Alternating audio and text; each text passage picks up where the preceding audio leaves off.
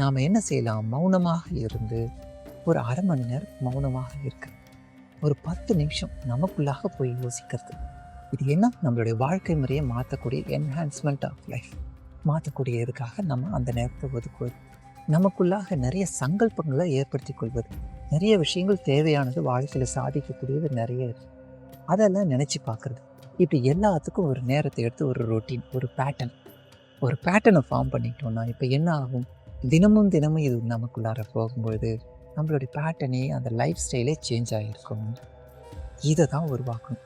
இருந்த இடத்துல இருந்து செய்யலாமா இதை? அழகான ஒரு ப்ராக்டிஸ். மகரிஷி எவ்வளோ விதமான தவங்கள் கொடுத்துருக்காங்க.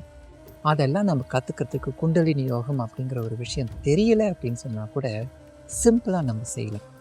சிம்பிளாக எந்த அளவுக்கு நாம் இதை பேட்டர்னை ஒன்று ஏற்படுத்தி கொண்டு நம்ம செய்தோன்னா நிறைய மாற்றங்களை நம்ம பார்க்கலாம்.